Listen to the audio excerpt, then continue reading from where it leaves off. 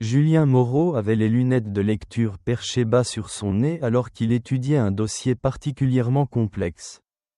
Des années d'expérience lui avaient appris à chercher les détails subtils que d'autres pourraient manquer. Les doigts de Julien tracèrent le bord d'une déposition particulièrement troublante. L'affaire concernait des allégations de violence policière. Une chose qu'il avait vue bien trop souvent en 60 ans. Avoir grandi en tant que fils de harkis dans les camps de transit du sud de la France lui avait donné une perspective unique sur la justice. Ou plutôt sur son absence. Il avait vu de ses propres yeux comment la loi pouvait être tordue pour servir les puissants aux dépens des vulnérables. Une voiture passa dehors, ses phares balayant brièvement les murs de son salon. Julien le remarqua à peine. Absorbé par sa lecture, ses doigts tapotèrent pensivement contre le bras de son fauteuil tandis qu'il considérait les implications du témoignage qu'il examinait. Des années d'expérience lui avaient appris à regarder au-delà des mots sur la page pour voir les histoires humaines qu'il représentait. La petite lumière verte du système de sécurité clignotait régulièrement dans le coin. Un rappel constant des précautions qu'il avait prises après des années à traiter des affaires sensibles. Les caméras étaient discrètes mais couvraient tout l'espace. Julien avait insisté sur le meilleur système disponible, sachant qu'un magistrat de la cour d'appel ne pouvait jamais être trop prudent. Il attrapa de nouveau sa tisane, grimaçant légèrement en la trouvant froide. Se levant, il étira ses bras au-dessus de sa tête, sentant la tension d'être resté assis trop longtemps. Ses os craquèrent un peu.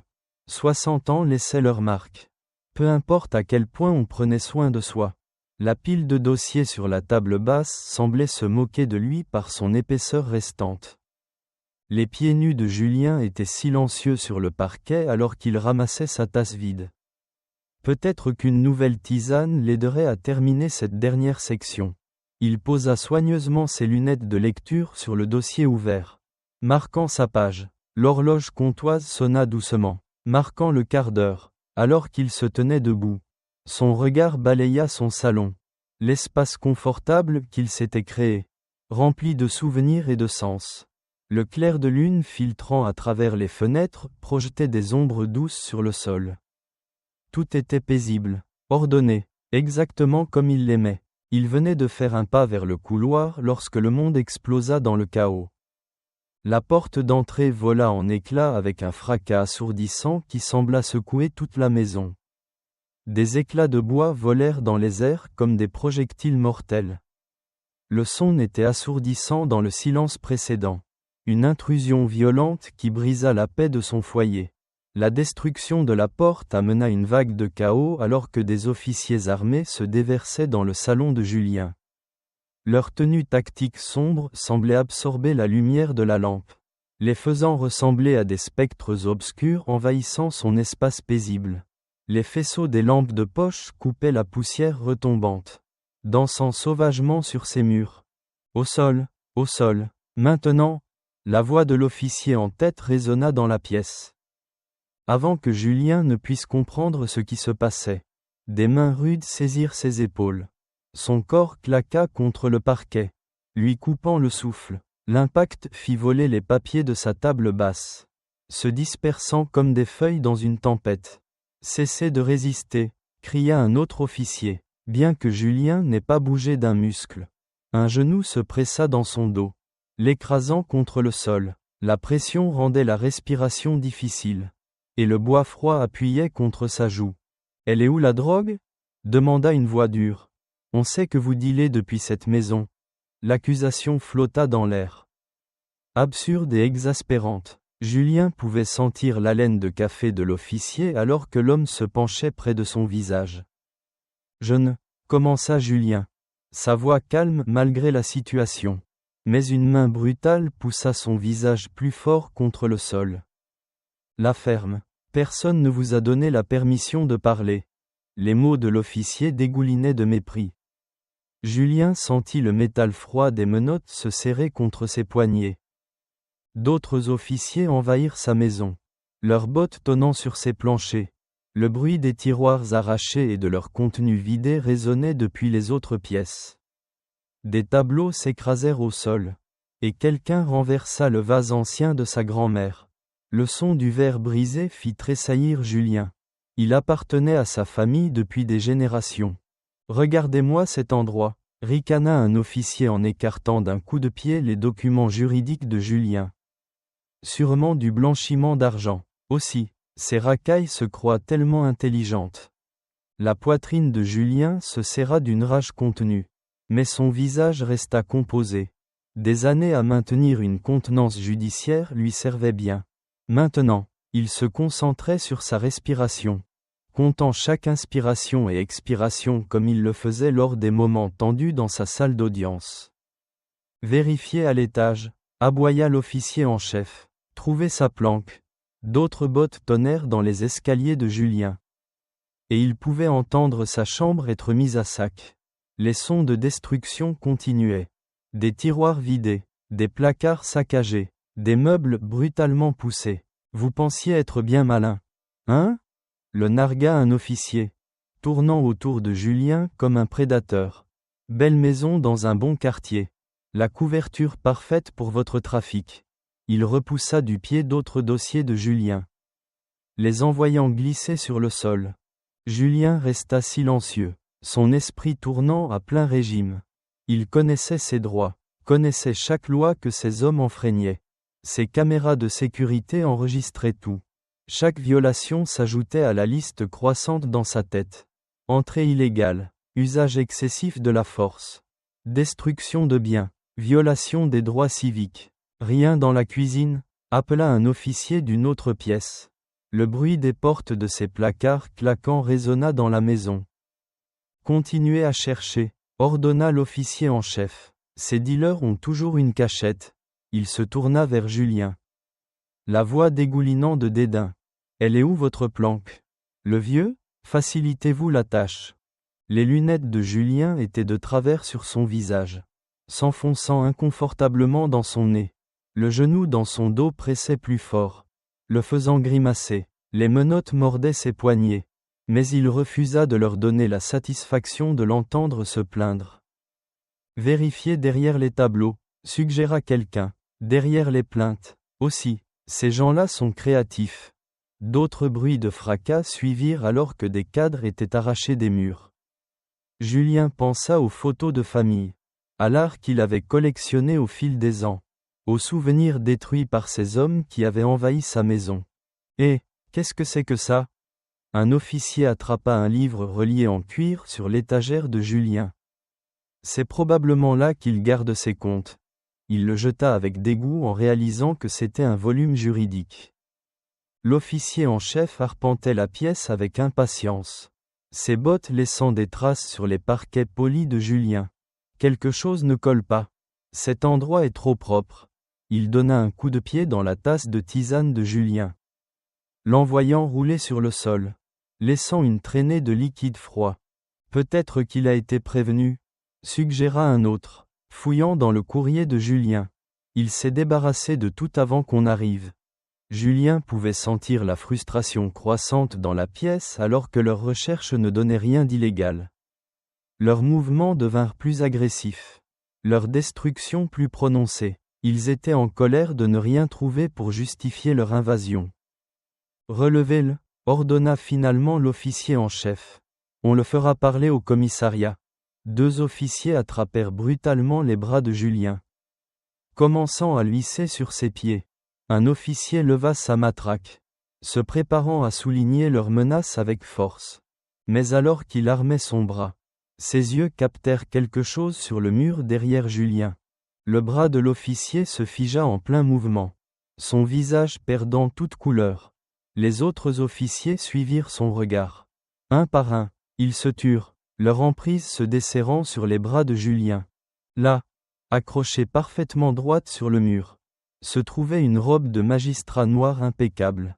Son tissu noir austère contrastait vivement avec le rabat blanc immaculé, tous deux illuminés par la lampe de lecture de Julien. Le sceau de la République française était clairement visible. Un témoignage silencieux de l'autorité de Julien. La pièce devint mortellement silencieuse. Le seul son n'était celui des débris de leurs recherches destructives qui se tassaient et le tic-tac régulier de l'horloge comtoise de Julien. Chaque officier se tenait figé, la réalité de leur erreur monumentale s'insinuant lentement en eux. Le silence fut brisé lorsque la radio de l'officier en chef crépita, faisant sursauter plusieurs d'entre eux. Ses mains tremblaient légèrement alors qu'il l'attrapait, cherchant à tâtons à couper le bruit. Les faisceaux durs de leurs lampes de poche s'abaissèrent un par un, comme des enfants coupables évitant le regard d'un parent. « Halte, halte !» balbutia l'officier en chef. Son assurance d'antan s'étant évaporée. Sa voix se cassa en parlant, à peine plus forte qu'un murmure. « Baissez vos armes, maintenant !» Le dernier mot sortit comme un sifflement désespéré.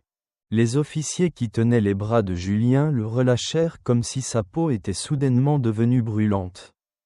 Julien se leva lentement, délibérément, époussetant son t-shirt beige. Ses mouvements étaient mesurés et calmes, bien que ses poignets lui fassent mal à cause des menottes. Il se tint droit, sa pleine hauteur et sa dignité restaurées, faisant face aux hommes qui avaient envahi sa maison. « Monsieur, il semble qu'il y ait eu un malentendu ?» réussit à dire l'officier en chef, la sueur maintenant visible sur son front sous la lumière crue. Ses yeux ne cessaient de passer de Julien à la robe de magistrat, comme s'il espérait que l'un des deux disparaisse. « Retirez ces menottes, » dit Julien calmement. Sa voix portait la même autorité que dans sa salle d'audience, bien qu'il ne l'ait pas élevée du tout. L'effet fut immédiat. Un officier faillit trébucher sur lui-même pour obéir, les mains tremblantes alors qu'il manipulait la clé. Les menottes s'ouvrirent avec un déclic, et Julien se frotta lentement les poignets, examinant les marques rouges qu'elles avaient laissées. Des papiers de ses dossiers jonchaient encore le sol autour de ses pieds, et la tisane renversée avait commencé à s'infiltrer dans un coin de son tapis persan. « Monsieur le juge, nous avions des informations », commença l'officier en chef. Mais Julien leva une main, le réduisant au silence en pleine phrase. « Avant que vous ne continuiez, » dit Julien, ses mots précis et mesurés, « vous devriez savoir que tout ce qui s'est passé ici ce soir a été enregistré. » Il désigna les petites caméras de sécurité discrètes montées dans les coins de son plafond. Leurs minuscules lumières rouges clignotaient régulièrement comme des yeux patients observant la scène se dérouler. Les visages des officiers pâlirent davantage alors qu'ils suivaient son geste. Remarquant les caméras pour la première fois, certains se tortillèrent mal à l'aise, se souvenant sans aucun doute de leurs actions et de leurs paroles de quelques instants auparavant. Celui qui avait donné un coup de pied dans la tasse de Julien recula inconsciemment, trébuchant presque sur les volumes juridiques éparpillés. Les images sont automatiquement téléchargées sur un serveur cloud sécurisé, continua Julien en redressant ses lunettes. Chaque instant, chaque mot, chaque action, il laissa chaque phrase atterrir avec un poids délibéré. La gorge de l'officier en chef se serra alors qu'il déglutissait difficilement. « Monsieur le juge, si nous pouvions juste expliquer. Vous êtes entré de force dans ma maison sans vous annoncer. » L'interrompit Julien, sa voix toujours étrangement calme. « Vous avez utilisé une force excessive contre un citoyen non armé. Vous avez détruit mes biens. » Il fit une pause, regardant le chaos qu'ils avaient créé. « Et vous avez fait tout cela sans me présenter de mandat de perquisition. » Le silence qui suivit fut assourdissant. Même les radios des officiers semblaient retenir leur souffle. À travers l'embrasure de la porte brisée, une brise nocturne fraîche agitait les papiers éparpillés à leurs pieds. « Nous avions des informations sur une activité suspecte. » Tenta à nouveau l'officier en chef, ses mots s'éteignant sous le regard fixe de Julien. « Quelle était l'adresse sur votre mandat ?» demanda simplement Julien. Les officiers échangèrent des regards nerveux. La main de l'officier en chef se déplaça vers sa poche, puis retomba, vide. Son visage était passé de pâle à cendré. « Il doit y avoir eu une confusion d'adresse, » offrit faiblement un autre officier. « Une erreur administrative, peut-être. » Julien ne dit rien, continuant simplement à les regarder avec le même regard perçant qui avait fait se tortiller d'innombrables témoins dans sa salle d'audience. Le silence s'étira, rompu seulement par le tic-tac régulier de son horloge comtoise et le craquement du verre brisé sous des pieds nerveux. Nous devons, balbutia l'officier en chef. Commençant à reculer, ces hommes suivirent son exemple, se dirigeant vers la porte éclatée. Leur agression antérieure avait complètement disparu, remplacée par un désir presque comique de s'échapper. Mauvaise adresse, marmonna l'un d'eux, trébuchant presque sur ses propres pieds.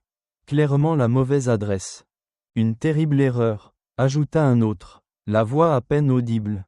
Ils se retirèrent à travers le cadre de la porte brisée un par un, reculant comme s'il avait peur de tourner le dos. Les faisceaux de leurs lampes de poche rebondissaient de manière erratique sur les murs pendant qu'ils se déplaçaient, créant une danse chaotique de lumière et d'ombre. L'officier en chef fut le dernier à partir, s'arrêtant brièvement sur le seuil. « Monsieur le juge, commença-t-il, mais quelle que soit l'excuse qu'il avait prévue, elle mourut sur ses lèvres sous le regard inébranlable de Julien. Il se tourna et se hâta de rejoindre ses hommes, leurs bottes craquant sur les éclats de bois qui jonchaient maintenant le porche de Julien. Julien se tenait immobile dans son salon dévasté, écoutant leur retraite précipitée. Leurs pas s'évanouirent dans la nuit, suivis par le bruit des portières de voitures qui claquaient et des moteurs qui démarraient. Bientôt, le seul son fut le doux murmure de la brise nocturne à travers sa porte brisée et le tic-tac continu et régulier de son horloge comtoise. Il resta là où il était, entouré par les débris de leur invasion. Papiers éparpillés, verres brisés, meubles renversés. Derrière lui, sa robe de magistrat était suspendue, intacte, sur le mur, sa présence aussi tranquillement puissante maintenant qu'elle l'avait été pendant le raid. Le rabat blanc semblait luire dans la pénombre, un symbole de justice qu'il avait sauvé d'on ne sait quel sort. À travers l'ouverture béante où se trouvait sa porte d'entrée, Julien pouvait voir la rue vide au-delà. Les voitures de police étaient parties, ne laissant aucune trace de leur intrusion violente, à l'exception de la destruction qu'elles avaient laissée derrière elles. Il se tenait seul au milieu du chaos, sa robe un témoin silencieux de tout ce qui s'était passé. Le soleil du matin filtrait à travers la porte d'entrée de Julien, réparé à la hâte, projetant des ombres étranges sur sa table de cuisine. Il était assis là, dans son costume gris anthracite impeccable, ses doigts tambourinant doucement sur le bois poli pendant qu'il attendait que quelqu'un au commissariat décroche. C'était sa 4e tentative pour joindre le commissaire principal. « Police nationale, comment puis-je vous aider ?» répondit finalement une voix lasse. « Ici le juge Julien Moreau. Je dois parler immédiatement au commissaire principal Durand concernant un incident à mon domicile la nuit dernière. » Sa voix était ferme mais contrôlée, tout comme elle l'avait été pendant le raid. « Un instant, s'il vous plaît. » La ligne bascula sur une musique d'attente. Julien redressa sa cravate rouge et jeta un coup d'œil à sa montre. 8h15. Il avait à peine dormi, passant la majeure partie de la nuit à tout documenter pendant que c'était frais dans son esprit. Les enregistrements de sécurité avaient déjà été sauvegardés à 3 endroits différents. 5 minutes passèrent. 10. La musique d'attente continuait. « Je m'excuse, monsieur le juge », revint la réceptionniste. « Le commissaire Durand n'est pas disponible. Souhaitez-vous laisser un message ?» La mâchoire de Julien se contracta légèrement. « Dites-lui que le juge Moreau a appelé concernant le raid illégal sur ma maison la nuit dernière. Il peut me joindre à ce numéro. » Il récita lentement son numéro de téléphone, s'assurant qu'il ne pouvait y avoir aucune confusion. Ensuite, il composa le numéro du juge Philippe Lambert, son collègue de longue date à la cour. Philippe répondit à la 2e sonnerie. « Julien, j'allais justement t'appeler. La nouvelle de ce qui s'est passé commence déjà à circuler. Alors tu sais que j'ai besoin que cette affaire soit traitée immédiatement. » dit Julien en attrapant sa tasse de café. « Des officiers armés ont défoncé ma porte sans mandat. Philippe, ils ont agressé un magistrat à son propre domicile. » Il y eut une longue pause à l'autre bout du fil. « Écoute, Julien. » La voix de Philippe avait ce ton prudent qu'il utilisait pour annoncer de mauvaises nouvelles. « J'ai passé des appels toute la matinée. Quelque chose ne tourne pas rond dans toute cette histoire. Pas rond? Comment ça? Les gens qui devraient être scandalisés sont évasifs. Le cabinet du préfet de police ne prend pas mes appels. Le chef de cabinet du maire m'a sorti des balivernes sur le fait qu'ils allaient examiner la situation. Philippe soupira lourdement. Personne ne veut toucher à ça. Le café de Julien refroidit alors qu'il passait l'heure suivante à appeler d'autres contacts. Le bureau du procureur de la République. L'IGPN, l'inspection générale de la police nationale. Même l'antenne locale de la police judiciaire. Chaque appel suivit le même schéma, longues attentes. Appel transféré, réponse vague et promesse d'examiner la situation. À 9h45, son téléphone sonna. L'identifiant de l'appelant affichait un numéro masqué. Juge Moreau à l'appareil, répondit-il. Monsieur le juge, ici le capitaine Leblanc de l'IGPN. La voix de l'homme était feutrée. Presque conspiratrice. Je comprends que vous essayez de déposer une plainte concernant l'incident de la nuit dernière. C'est exact. Des officiers armés ont mené un raid illégal.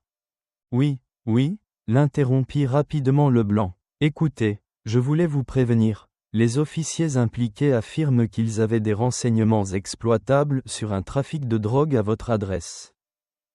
La prise de Julien sur son téléphone se resserra. C'est absurde. Où est leur mandat? Quelle était leur cause probable? Ils disent que c'était un informateur confidentiel. Une affaire très sensible. Leblanc fit une pause. Monsieur le juge, entre nous, vous devriez peut-être ralentir avec tous ces appels que vous passez. Ralentir? La voix de Julien resta égale. Mais sa main libre se serra en un point. Capitaine, ces officiers ont commis plusieurs crimes la nuit dernière. Je comprends cela, monsieur, mais il y a des considérations en jeu ici. Des sensibilités politiques. La seule considération, dit fermement Julien, est que des hommes armés sont entrés par effraction dans ma maison et m'ont agressé sans motif ni mandat. Une autre pause. Monsieur le juge, personne n'a été gravement blessé. Peut-être vaut-il mieux gérer cela discrètement. Par les voies administratives. Pas besoin de faire de vagues. Julien pensa aux marques rouges que les menottes avaient laissées sur ses poignets. La manière désinvolte dont il l'avait jeté au sol. Je veux les noms et les numéros de matricule de ces officiers. Maintenant. Je crains de ne pas pouvoir divulguer ces informations pour le moment. Dit Leblanc doucement. Enquête en cours. Vous comprenez. Capitaine, ne jouez pas à des jeux avec moi. Je suis un magistrat de la République. Oui, vous l'êtes, l'interrompit Leblanc, sa voix prenant un ton plus dur. Et les magistrats devraient comprendre mieux que quiconque à quel point ces situations peuvent être délicates. Pour toutes les personnes impliquées. La menace implicite flotta dans l'air entre eux. La bouche de Julien avait un goût amer. Vous me menacez, capitaine? Pas du tout, monsieur le juge, juste un conseil amical. La voix de Leblanc s'adoucit à nouveau. Pour votre bien, monsieur le juge, vous devriez peut-être laisser tomber cette affaire. Julien fixa son téléphone en silence. L'appel s'étant terminé par un léger déclic. Le soleil du matin était monté plus haut, inondant sa fenêtre de cuisine et illuminant les grains de poussière flottant dans l'air. Au loin, une tondeuse à gazon bourdonnait et des voix d'enfants provenaient de quelque part dans la rue. Des sons normaux de banlieue qui semblaient soudain surréalistes face à ce qu'il vivait. Il baissa les yeux sur son bloc-notes rempli de noms et de numéros de sa matinée d'appel. Chaque personne qu'il avait contactée lui avait donné le même message. Enveloppé dans des mots différents. Laissez tomber, restez silencieux, oubliez. Le schéma était trop cohérent pour être une coïncidence. Son téléphone était maintenant silencieux sur la table. Mais les mots de Leblanc résonnaient dans son esprit. La manière désinvolte dont le capitaine avait balayé l'invasion du domicile d'un juge par des officiers armés. La transition en douceur du déni à la menace. Ce n'était pas seulement quelques officiers qui avaient fait une erreur. C'était quelque chose d'organisé, quelque chose avec suffisamment de pouvoir pour que tout un système fasse bloc.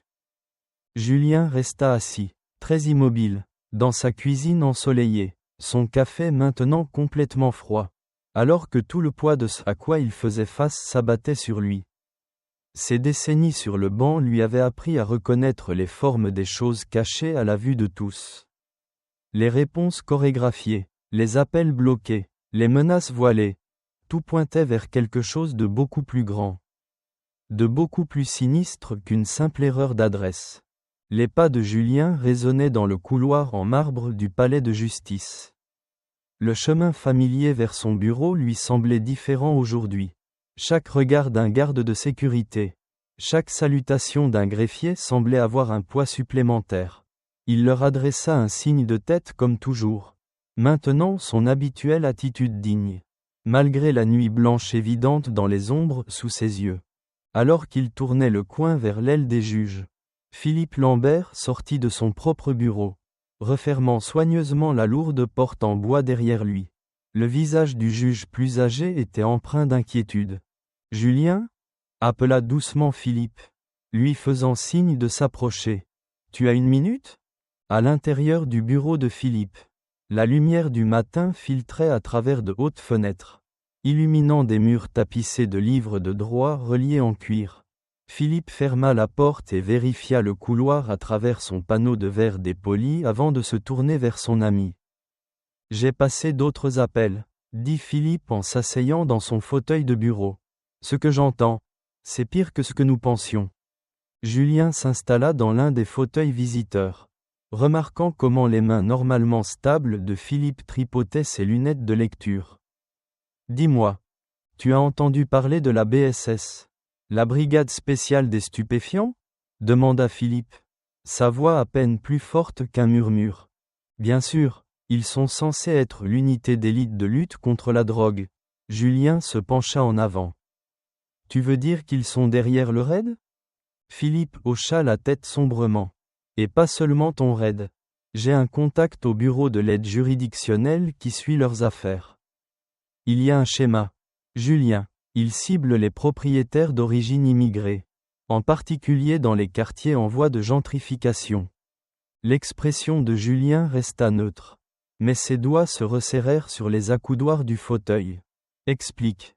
Il fabrique une cause probable.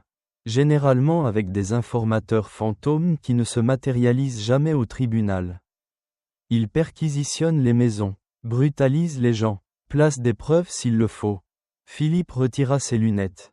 Se frottant les yeux, la plupart des victimes acceptent des plaidés coupables plutôt que de se battre.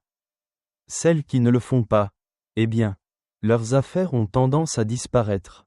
Mais seulement après que leurs maisons ont été saisies en vertu des lois de saisie pénale. La saisie des avoirs criminels, dit Julien doucement. Ils utilisent les lois sur la drogue pour voler des biens.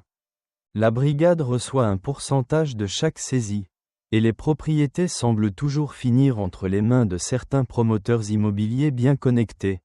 La voix de Philippe avait une pointe de dégoût. Mon contact dit qu'ils essaient de monter un dossier depuis des mois. Mais personne ne veut y toucher. La BSS a une protection venant de très haut. Julien repensa à sa matinée d'appels téléphoniques infructueux. Cela explique la réponse coordonnée. Ils ne savaient pas que tu étais juge quand ils ont choisi ta maison. Continua Philippe. Mais maintenant, ils s'agitent, si tu pousses cette affaire. Julien. Il laissa sa phrase en suspens, paraissant plus vieux que son âge. Ils s'en prendront à moi. Termina Julien. Ils essaieront d'abord de te discréditer. Te peindre comme en colère. Partial. Jouant la carte raciale. Si ça ne marche pas. Philippe écarta les mains. Impuissant. Ces gens ont des ressources. Des relations. Ils pourraient te rendre la vie très difficile. Julien se leva et se dirigea vers la fenêtre, regardant les marches du palais de justice en contrebas. Il pensa à son père, un harki qui avait travaillé 3 emplois pour acheter la maison familiale en France. Pour la perdre à cause d'un incendie suspect après avoir pris la parole lors d'une réunion d'association de quartier. « Combien de familles » demanda-t-il sans se retourner. « Quoi ? Combien de familles ont-ils traité comme ça ?» Philippe soupira lourdement. « Mon contact estime au moins une 30aine au cours de la dernière année. » Principalement des gens de la classe ouvrière qui avaient réussi à acheter des maisons dans des zones en gentrification. Julien regarda un jeune couple maghrébin monter les marches du palais de justice. Un enfant entre eux, il se demanda s'il était là pour se battre pour garder leur maison. Leur dignité, leur part du rêve républicain. Ces officiers, dit-il lentement, ils pensaient pouvoir défoncer ma porte parce qu'ils supposaient que j'étais juste un autre homme d'origine nord-africaine qui ne pouvait pas se défendre. Julien, le ton de Philippe était prudent. Je sais, écoute, tu penses à t'attaquer à ça. Mais tu dois comprendre que ça va au-delà de quelques flics corrompus. Il y a de l'argent sérieux en jeu. Des relations politiques. Ils pourraient détruire ta carrière. Tout ce pourquoi tu as travaillé. Julien se détourna de la fenêtre. Et qu'en est-il de tout ce pourquoi ces familles ont travaillé? Je ne dis pas que c'est juste.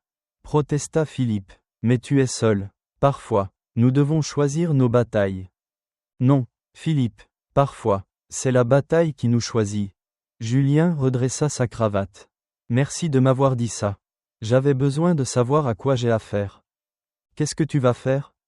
Mon travail, répondit simplement Julien. Faire respecter la loi, protéger les droits des gens. N'est-ce pas ce que nous avons juré de faire? Philippe s'affaissa dans son fauteuil. Fais juste attention, ces gens-là jouent salement. Julien hocha la tête et quitta le bureau de son ami, reprenant le chemin familier vers son propre bureau. Le reste de sa journée se passa dans un flou d'audience et de paperasse. Mais son esprit revenait sans cesse aux révélations de Philippe, les assemblant avec sa propre expérience comme les pièces d'un sombre puzzle. Ce soir-là, il rentra chez lui lentement, observant son quartier avec de nouveaux yeux. Combien d'autres maisons dans ces rues tranquilles avaient été ciblées? Combien de familles avaient été dépouillées de leur dignité et de leurs biens par des insignes? Des armes et des mensonges? Il se gara dans son allée et passa devant la porte d'entrée réparée à la hâte. Son cadre éclatait, un rappel brutal d'un sanctuaire violé. Dans son salon, tout semblait normal, ses livres, ses photographies, sa robe de magistrat toujours accrochée au mur. Mais plus rien ne semblait normal. Julien s'assit dans son fauteuil préféré, fixant le cadre de la porte endommagée alors que l'obscurité s'installait dehors. La maison était silencieuse, à l'exception du doux tic-tac de son horloge comtoise. Finalement, il ouvrit son ordinateur portable, créa un nouveau dossier et le nomma simplement « Preuve ». Julien arriva tôt au bistrot de Marie. Un établissement modeste assez éloigné du palais de justice pour éviter la foule habituelle du déjeuner. Le soleil du matin projetait de longues ombres à travers de larges fenêtres. Et l'odeur du café et des croissants remplissait l'air. Il choisit une banquette d'angle d'où il pouvait voir à la fois l'entrée et la cuisine. Une vieille habitude qui semblait plus nécessaire maintenant. La cloche au-dessus de la porte sonna. Et Chloé Dubois entra. Même sans ses accréditations de presse visibles. Julien la reconnut immédiatement grâce à la photo de sa signature d'article. Elle se déplaçait avec l'assurance alerte de quelqu'un habitué à poser des questions difficiles. Ses cheveux naturels coiffés de manière professionnelle. Portant un blazer violet foncé sur un pantalon noir. Julien se leva à son approche. Mademoiselle Dubois, merci de me rencontrer. Monsieur le juge Moreau. Elle lui serra fermement la main. Je dois admettre que votre appel m'a surprise.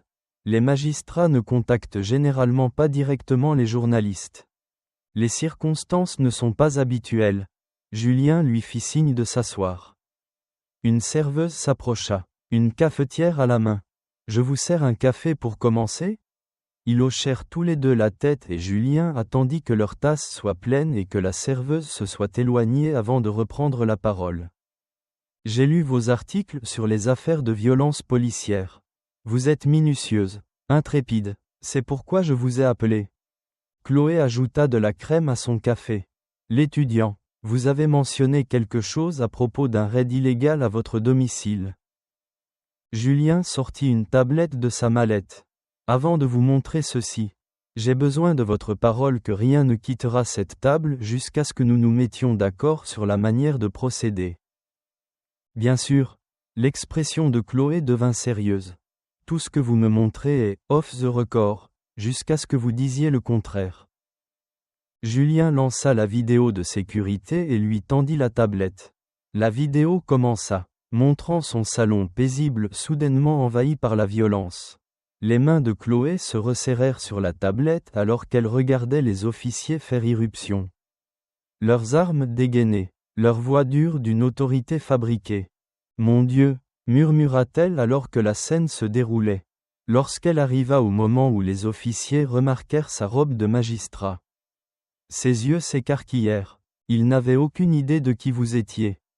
Non, confirma doucement Julien. Ils ont vu ce qu'ils s'attendaient à voir.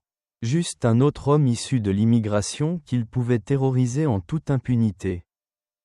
Chloé rembobina la vidéo, regardant à nouveau les moments clés avec l'œil attentif d'une journaliste. Le mandat qu'il prétendait avoir n'existe pas. Termina Julien. Du moins pas légalement. J'ai vérifié tous les canaux. Et lorsque vous vous êtes plaint, on vous a bloqué à tous les niveaux. Mais il y a pire, il se pencha en avant. Baissant la voix, j'ai appris que ce raid n'était pas aléatoire. Il y a une brigade corrompue, la BSS, qui cible les propriétaires issus de l'immigration, en particulier dans les quartiers en gentrification. Ils fabriquent une cause probable, mènent des raids illégaux et utilisent les lois de saisie pénale pour confisquer des propriétés. L'instinct de reporter de Chloé se manifesta visiblement. Elle sortit un petit carnet. Combien de cas ? Au moins 30 familles au cours de la dernière année. Les propriétés finissent entre les mains de certains promoteurs. La brigade touche une commission sur chaque saisie. Les noms des promoteurs ? Pas encore, mais j'ai des preuves du schéma, y compris mes propres enregistrements de sécurité. Ce que je n'ai pas, c'est la portée pour le rendre public efficacement. Chloé se renversa. Réfléchissant. Vous êtes un magistrat. Vous pourriez déposer des plaintes. Lancer des enquêtes. À travers le même système qui a déjà montré qu'il protégera les siens. Julien secoua la tête. Cela doit venir de l'extérieur. Le public doit voir ce qui se passe. Ces familles doivent savoir qu'elles ne sont pas seules. Quelques instants passèrent alors que Chloé sirotait son café. Son esprit tournant clairement à plein régime. Vous comprenez ce que vous risquez ? Ils vont s'en prendre à vous durement. Essayez de vous discréditer. Peut-être pire. Je sais. Et vous êtes toujours prêt à rendre cela public ? La voix de Julien resta stable. Mais ses yeux contenaient des décennies de fureur contenue. Mademoiselle Dubois, j'ai grandi en regardant mon père. Un harki, se battre pour une dignité élémentaire en France. Je suis devenu juge parce que je croyais au pouvoir de la loi pour protéger les gens. Si je reste silencieux maintenant, sachant ce que je sais, vous ne pourriez pas vivre avec vous-même, termina-t-elle en hochant lentement la tête. Exactement. Chloé ferma son carnet et le regarda droit dans les yeux. Monsieur le juge Moreau, j'ai besoin que vous soyez absolument certain. Une fois que nous aurons commencé, il n'y aura pas de retour en arrière. Ils essaieront de nous détruire tous les deux. J'en suis certain. Elle l'étudia un long moment, puis attrapa son sac et en sortit un petit enregistreur. Alors, faisons cela correctement. J'aurai besoin d'entretiens détaillés, de toutes les preuves que vous avez recueillies, et d'aide pour contacter d'autres victimes. Nous devrons construire cette histoire avec soin, la rendre blindée. Le journal pour lequel je travaille est frileux. Mais si l'histoire est assez solide, je la publierai sur un site d'investigation en ligne comme Mediapart. D'accord. Julien sentit un poids se soulever de ses épaules. Non pas parce que le chemin à venir serait plus facile, mais parce qu'il ne le parcourait plus seul. Chloé appuya sur le bouton d'enregistrement. Avant de commencer, je veux que vous sachiez quelque chose. J'ai grandi dans un de ces quartiers qu'il cible. Ma tante a perdu sa maison à cause d'un raid anti-drogue suspect il y a 10 ans. Ils n'ont jamais trouvé de drogue. Mais elle a tout perdu en luttant contre la saisie. Sa voix se durcit de détermination. S'ils pensent pouvoir faire taire un magistrat de la cour d'appel, imaginez ce qu'ils font à tous les autres. Mettons-les à jour. Le soleil de l'après-midi tapait alors que Julien et Chloé parcouraient les rues bordées d'arbres de son quartier en Seine-Saint-Denis. Julien avait mis des vêtements décontractés, un polo et un pantalon chino, pour aider les gens à se sentir plus à l'aise. Toutes les quelques maisons, il s'arrêtait pour frapper aux portes. La plupart des gens ici sont assez discrets, expliqua Julien en essuyant la sueur de son front. Après ce qui m'est arrivé, je comprends pourquoi. Chloé hocha la tête, son carnet prêt. La peur maintient les communautés silencieuses. Mais parfois, il suffit qu'une personne élève la voix pour briser ce silence. Aux premières maisons, ils ne trouvèrent que des porches vides et des rideaux tirés. Ceux qui répondirent parlèrent à voix basse, jetant des regards nerveux aux voitures qui passaient. Une femme âgée ferma rapidement sa porte lorsque Chloé mentionna les descentes de police. Ils sont terrifiés, marmonna Chloé en griffonnant des notes. C'est pire que ce que je pensais. Dans la rue des Cèdres, ils rencontrèrent Monsieur Dubois, un postier à la retraite, qui s'occupait de ses roses. Ses mains tremblaient alors qu'il décrivait ce dont il avait été témoin il y a 6 mois. C'était exactement comme ce qui vous est arrivé. Monsieur le juge, dit-il en s'appuyant sur son râteau de jardin. 3 maisons plus bas, la famille Ben Ali, des gens bien, jamais de problème. La police est arrivée à minuit avec un gros camion, a défoncé leur porte avec un de ses béliers.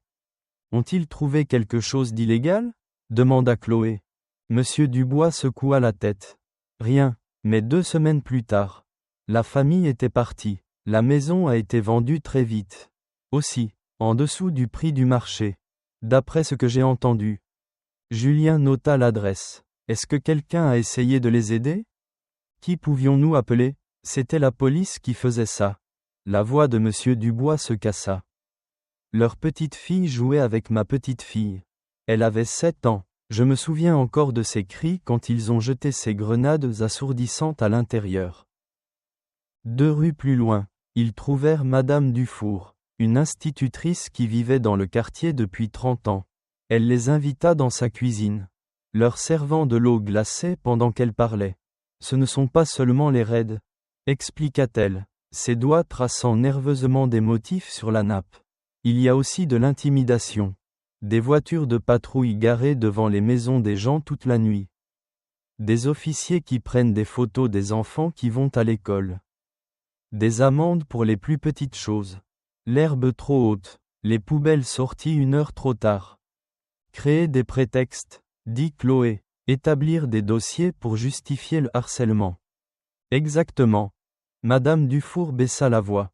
La famille Diallo à côté a reçu 7 contraventions en 1 mois. Puis, soudain, il y a un mandat pour drogue. Ibrahima Diallo a travaillé à la poste pendant 20 ans. Il n'a jamais touché à la drogue de sa vie. Julien sentit sa mâchoire se contracter. Où sont-ils maintenant ? Ils ont emménagé chez des parents à Marseille.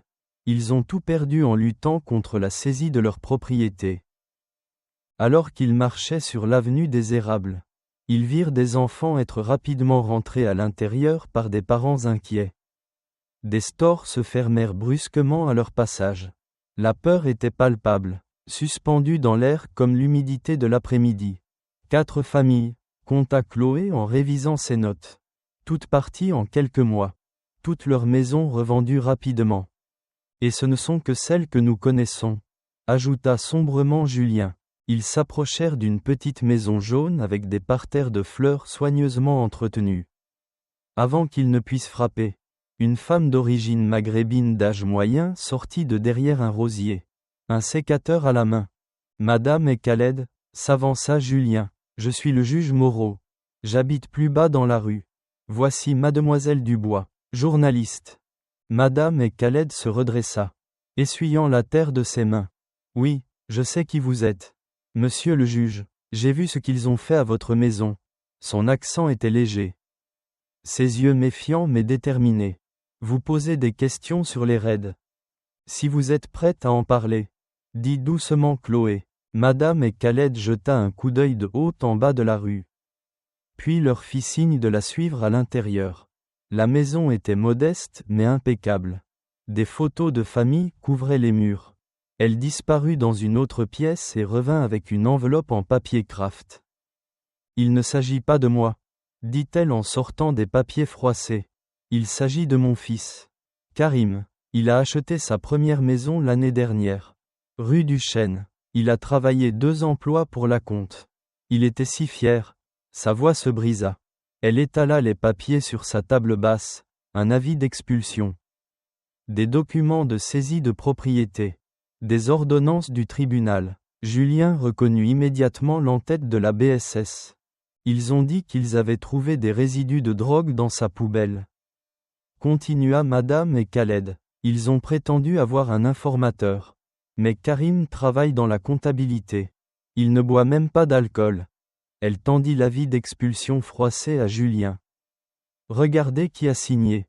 Julien étudia la signature. Son sang se glaçant. C'était le même officier qui avait mené le raid chez lui. De la même brigade, mais la date sur l'avis remontait à 8 mois. Bien avant son incident. Ils ont tout pris, dit doucement Madame et Khaled. Ses économies, ses meubles, même sa voiture. Ils ont dit que tout avait été acheté avec l'argent de la drogue. Il vit dans mon sous-sol maintenant, essayant de reconstruire sa vie. Chloé photographia chaque document pendant que Julien examinait le langage juridique. Le schéma était identique aux autres cas. Mais quelque chose était différent. Le soleil s'était couché lorsque Julien tourna dans sa rue. Sa tête tournait encore de toutes les histoires qu'ils avaient recueillies. Chacune plus troublante que la précédente. En approchant de son allée, ses phares captèrent quelque chose d'étrange. La voiture semblait plus basse d'un côté.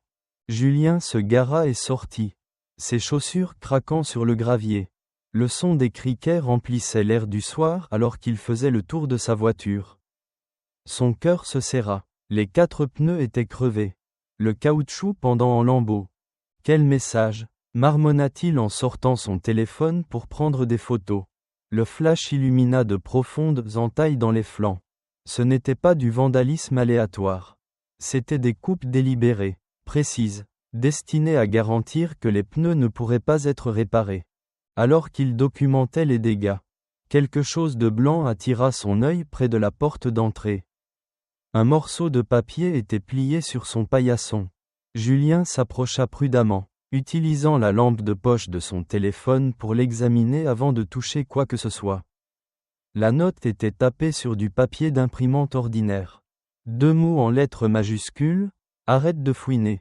Julien ramassa soigneusement la note avec un mouchoir de sa poche. À l'intérieur de sa maison. Il la scella dans un sac en plastique, préservant toute preuve qu'elle pourrait contenir. Ses caméras de sécurité auraient filmé celui qui l'avait laissé. Il visionnerait les images plus tard. La maison semblait différente maintenant. Les ombres paraissaient plus profondes. Les craquements ordinaires plus menaçants. Julien vérifia 2 fois ses serrures. Puis se versa un verre d'eau avec des mains légèrement tremblantes. Il n'avait pas peur, exactement, mais la réalité de ce à quoi il faisait face commençait à s'imposer.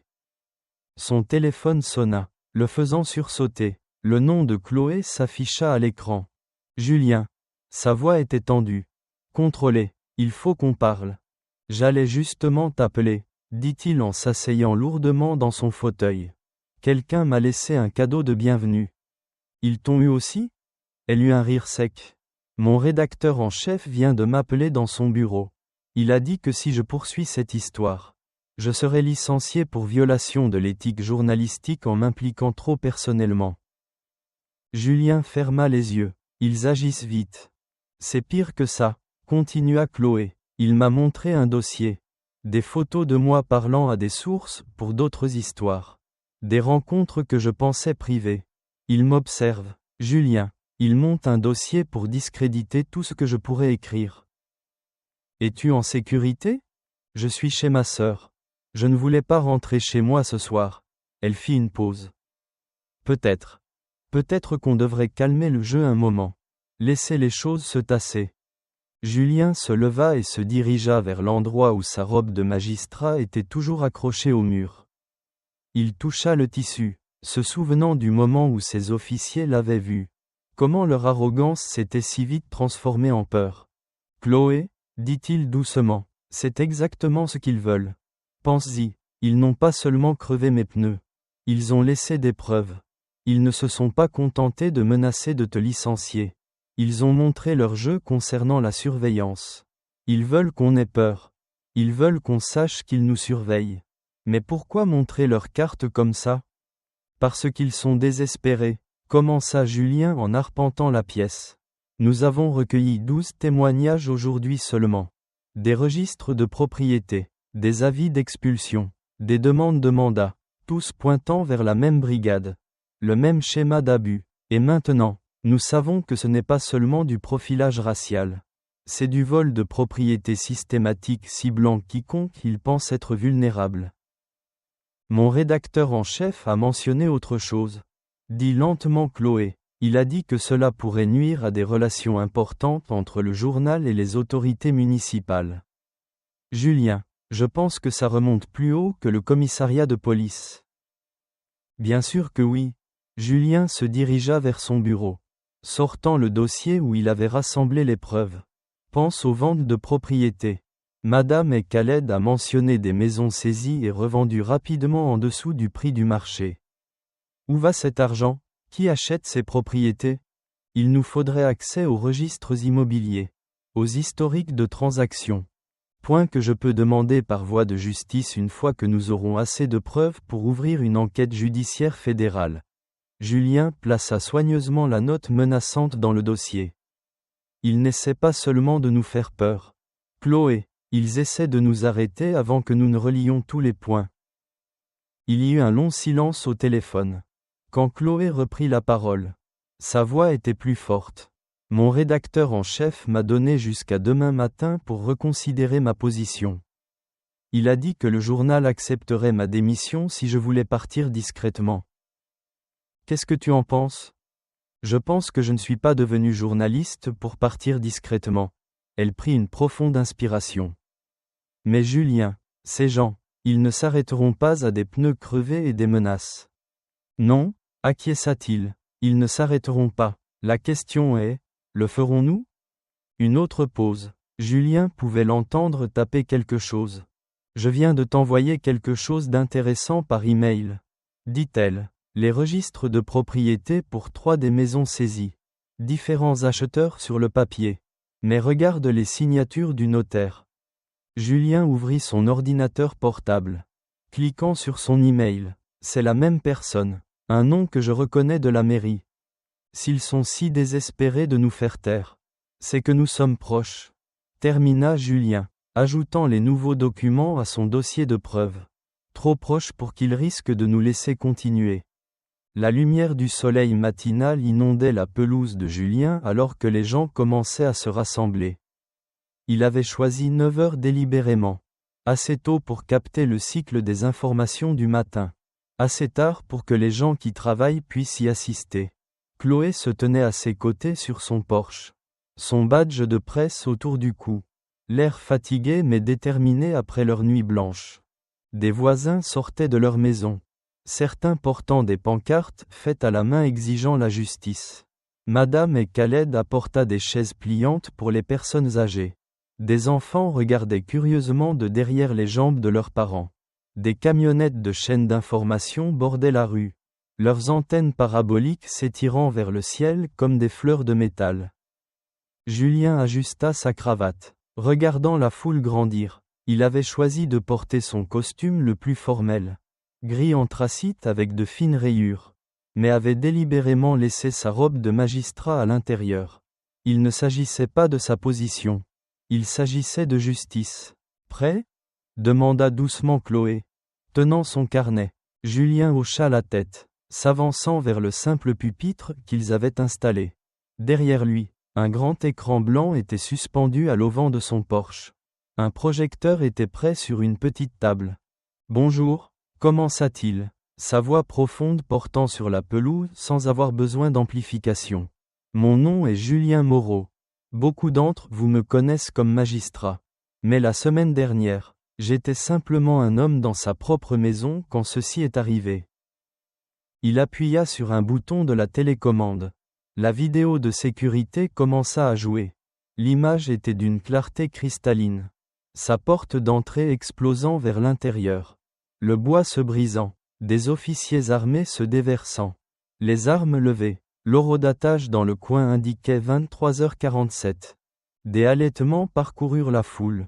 Quelqu'un cria « C'est une honte !» Une mère serra son jeune fils plus près d'elle. Julien laissa la vidéo continuer. Les cris des officiers étaient clairement audibles. Au sol, maintenant, puis vint le moment où ils repérèrent sa robe. Le silence soudain, la retraite précipitée. Il arrêta la vidéo. Ce n'était pas une erreur, dit-il fermement. Ce n'était pas une mauvaise adresse. Cela faisait partie d'un schéma, d'une campagne systématique d'intimidation et de vol de propriétés ciblant les propriétaires issus de l'immigration dans notre communauté. Les appareils photo cliquèrent rapidement. Les journalistes griffonnaient dans leurs carnets. Chloé commença à distribuer des dossiers de documentation aux représentants des médias.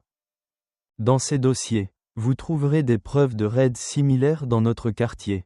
Des mandats falsifiés, des expulsions forcées, des propriétés saisies et revendues à des prix suspects. Mais plus important encore, vous trouverez les histoires de vos voisins. Des citoyens ordinaires terrorisés dans leur propre maison. Madame et Khaled s'avança, sa voix tremblante mais claire. Ils sont venus pour la maison de mon fils le mois dernier, disant qu'ils avaient des preuves de drogue. Il n'y avait pas de drogue. Maintenant, mes petits-enfants vivent dans un hôtel. D'autres voisins commencèrent à prendre la parole, partageant leurs histoires. Julien regarda les expressions des journalistes passer d'un intérêt professionnel à un choc authentique. Il ne s'agissait plus seulement de l'expérience d'un juge. Il s'agissait d'une communauté assiégée. La nuit dernière, continua Julien, après avoir recueilli ces témoignages, mes pneus ont été crevés. Une note menaçante a été laissée sur mon paillasson. Il brandit la note dans son sac plastique. Mais nous ne serons pas réduits au silence. Nous ne serons pas intimidés. Chloé s'avança. Je suis Chloé Dubois, journaliste d'investigation. Malgré les menaces qui pèsent sur ma carrière et le silence de mon propre journal, je publie aujourd'hui un rapport complet sur les activités de cette brigade sur le site d'information Mediapart. Les preuves pointent vers un effort coordonné impliquant non seulement des officiers de police, mais aussi des responsables municipaux profitant de ces saisies illégales. Elle brandit des registres de propriété, même signature de notaire. Mêmes acheteurs opérant sous différentes sociétés écrans. Tous connectés à la mairie. Julien regarda les journalistes commencer à passer frénétiquement des appels téléphoniques, à envoyer des SMS. Des notifications de réseaux sociaux retentirent dans la foule alors que les gens partageaient la vidéo en temps réel avec le hashtag #LesCandledou93. Nous nous tenons ici aujourd'hui, dit Julien, sa voix se faisant plus forte. Non seulement en tant que victime, mais en tant que citoyen exigeant des comptes. Cela s'arrête maintenant. Les questions fusèrent. Monsieur le juge Moreau, allez-vous porter plainte au niveau national ? Mademoiselle Dubois, pouvez-vous nommer les responsables municipaux impliqués ? Qu'en est-il de la réponse du préfet de police ? Julien leva les mains pour demander le silence. Toutes les preuves ont été soumises aux autorités compétentes. Mais plus importante encore, elles sont maintenant dans le domaine public. Vous ne pouvez pas enterrer ce que tout le monde peut voir. Dans le salon de Julien 1 heure plus tard, lui et Chloé regardaient l'histoire exploser sur les réseaux sociaux. La vidéo passait sur toutes les chaînes locales. Les réseaux d'information nationaux la reprirent. Les hashtags #juge Moreau, #raid illégal et #police corrompue étaient en tendance sur Twitter. Regarde ça, dit Chloé en faisant défiler son téléphone. Des histoires similaires arrivent d'autres quartiers, d'autres villes. On a ouvert une brèche ici. Julien hocha la tête, regardant à nouveau sa vidéo de sécurité sur BFM TV. Les sections de commentaires se remplissaient d'indignation, de demandes d'enquête, d'appels à la réforme. Ils essaieront de déformer les faits, prévint-il, de dire que ce sont des incidents isolés. Des brebis galeuses. Laisse-les essayer. Chloé lui montra un autre post viral. Ces mots sur le fait de ne pas être réduit au silence superposés à une image de sa robe de magistrat. Les gens écoutent maintenant. Ils écoutent vraiment. Le téléphone de Julien vibrait de messages de soutien d'autres juges, d'avocats des droits de l'homme, de leaders communautaires. Chaque notification ressemblait à une petite victoire. Une fissure dans le mur du silence qui avait protégé cette corruption. Pour la première fois, dit Chloé en regardant le nombre de vues grimper. Je pense que nous pourrions vraiment gagner. Dehors, d'autres voisins se rassemblaient sur sa pelouse, partageant leurs histoires avec des journalistes qui n'avaient pas pu assister à la conférence de presse du matin. La vérité se répandait, de personne en personne, de clic en clic, impossible à contenir. Les néons bourdonnaient au-dessus de sa tête alors que Julien marchait dans le couloir en marbre du palais de justice. Ses pas résonnaient contre le sol poli, chaque pas semblant plus lourd que d'habitude. 5 jours s'étaient écoulés depuis la conférence de presse, et l'histoire s'était propagée comme une traînée de poudre à travers le pays. Il adressa un signe de tête à Jeanne, sa greffière de longue date. En approchant de son bureau, son visage semblait tendu, inquiet. Quelque chose n'allait pas. Monsieur le juge, dit-elle doucement, des gens vous attendent dans votre bureau. Julien s'arrêta, notant la tension inhabituelle dans sa voix. À travers le verre dépoli de sa porte, il pouvait distinguer plusieurs silhouettes sombres debout à l'intérieur. Il redressa sa cravate, prit une profonde inspiration et poussa la porte. 3 hommes en costume coûteux se tournèrent pour lui faire face. Il reconnut Mark Wheeler, le premier président de la cour d'appel, et 2 membres du Conseil supérieur de la magistrature. Leurs expressions étaient soigneusement neutres. Des masques professionnels cachant ce qu'ils ressentaient vraiment. Julien, dit Wheeler, sans tout à fait croiser son regard. Veuillez vous asseoir. Dans mon propre bureau ? Julien resta debout. Sa voix calme mais ferme. Wheeler se racla la gorge et lui tendit une épaisse enveloppe. C'est difficile, mais étant donné les événements récents et l'attention médiatique qu'ils ont générée, nous sommes tenus d'agir. Julien ouvrit l'enveloppe, ses doigts stables malgré la colère qui montait dans sa poitrine. Le document à l'intérieur était imprimé sur du papier à en-tête officielle. Notification de suspension immédiate des fonctions judiciaires en attente d'examen. Les motifs ? Demanda Julien. Bien qu'il les connaisse déjà. Un des membres du conseil, Thompson, s'avança. Des questions ont été soulevées quant à votre capacité à rester impartial. En particulier dans les affaires impliquant les forces de l'ordre. Il désigna une pile de papier. Nous avons reçu de nombreuses plaintes concernant des décisions passées qui montrent un schéma constant de... De quoi ? L'interrompit Julien. De tenir les officiers responsables lorsqu'ils enfreignent la loi ? De partialité, dit fermement Wheeler. Le syndicat de police majoritaire a soumis un examen complet de vos affaires des 5 dernières années. Les statistiques suggèrent. Les statistiques suggèrent que je crois en la justice.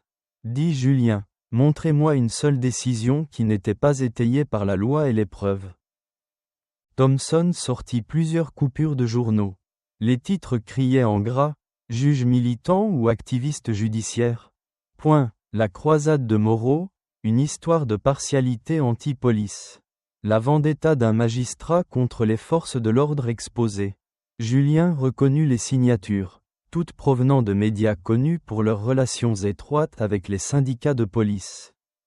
Ils avaient sélectionné ces cas les plus controversés, les avaient dépouillés de leur contexte et les avaient transformés en armes contre lui. Vos récentes déclarations publiques, continua Wheeler, ont créé une apparence de partialité qui... Une apparence de partialité ? La voix de Julien resta égale. Mais un ton glacial s'y glissa. Qu'en est-il de l'immoralité d'officiers armés défonçant ma porte sans motif ? Qu'en est-il de l'immoralité du harcèlement systématique des propriétaires issus de l'immigration ? Cette affaire fait l'objet d'une enquête distincte, dit rapidement Thompson, mais vos accusations publiques sans attendre les voies appropriées. Les voies appropriées ? Julien posa soigneusement l'avis de suspension sur son bureau. Comme les voies que j'ai essayé d'utiliser le matin après le raid. Celles qui m'ont menacé de laisser tomber. Wheeler se tortilla mal à l'aise. Julien, s'il te plaît, Ne rends pas les choses plus difficiles qu'elles ne le sont. Retire-toi discrètement. Laisse le processus d'examen suivre son cours. Si tu es innocenté. Quand, corrigea Julien, quand je serai innocenté. Il commença à rassembler ses affaires personnelles sur le bureau. Une photo encadrée de ses parents. Un exemplaire usé de la Constitution. Son stylo-plume préféré. Les hommes regardaient en silence. Mal à l'aise. Vous avez jusqu'à la fin de la journée pour vider vos effets personnels. Dit Thompson. Vos dossiers seront redistribués. Pendant la période d'examen, vous ne devez faire aucune déclaration publique sur. Je connais les procédures, le coupa Julien. Je suis magistrat depuis plus longtemps que vous n'êtes avocat. Jeanne apparut à la porte. Les larmes aux yeux. Monsieur le juge, je suis tellement désolé. La presse se rassemble dehors. Quelqu'un a fait une fuite. Bien sûr qu'ils l'ont fait. Dit doucement Julien. Il plaça ses affaires dans sa mallette. Chaque mouvement délibéré et digne. Jeanne, pourriez-vous s'il vous plaît faire des copies de tout ce qui se trouve dans mes dossiers concernant l'enquête sur la BSS? Envoyez-les à Chloé Dubois au journal et à mon adresse personnelle. Vous ne pouvez pas emporter des dossiers d'affaires, protesta Wheeler. Ce sont des archives personnelles. Marc, des preuves de crimes commis contre moi et mes voisins. À moins que vous ne suggériez que celles-ci devraient disparaître aussi? L'accusation implicite flotta dans l'air. Wheeler fut le premier à détourner le regard. Julien se dirigea vers le porte-manteau et décrocha sa robe de magistrat. Il passa ses doigts sur le tissu, se souvenant du jour où il l'avait mise pour la première fois. Du serment qu'il avait prêté. Avec des mouvements soignés, il la plia et la plaça dans sa mallette. Messieurs, dit-il en se tournant pour leur faire face une dernière fois. J'attends avec impatience les conclusions du Conseil. J'ai confiance qu'ils seront aussi minutieux dans l'examen de mon dossier qu'ils le sont dans l'enquête sur les invasions de domiciles armés par des policiers. Il sortit sans attendre de réponse. La tête haute, en passant devant des groupes d'employés du palais de justice qui chuchotaient. Les flashs des appareils photo crépitaient à travers les fenêtres du hall. Des journalistes se pressaient contre les vitres, criant des questions qu'ils ne pouvaient pas entendre. Dans le parking, Julien s'assit dans sa voiture, fixant les marches du palais de justice visibles à travers son pare-brise. Les colonnes classiques du bâtiment s'élevaient dans le ciel, censées symboliser la permanence de la justice. Maintenant, elles ressemblaient à des barreaux de prison. Son téléphone vibrait continuellement. Des messages de collègues, d'amis, de journalistes. Les gros titres seraient partout maintenant. Sa carrière, construite sur des décennies de travail prudent et fondée sur des principes, était attaquée. Sa réputation était salie en temps réel. Les mains de Julien se resserrèrent sur le volant jusqu'à ce que ses jointures blanchissent. Il pouvait sentir la fureur monter dans sa poitrine. Pas la rage chaude de la jeunesse, mais quelque chose de plus froid, de plus concentré.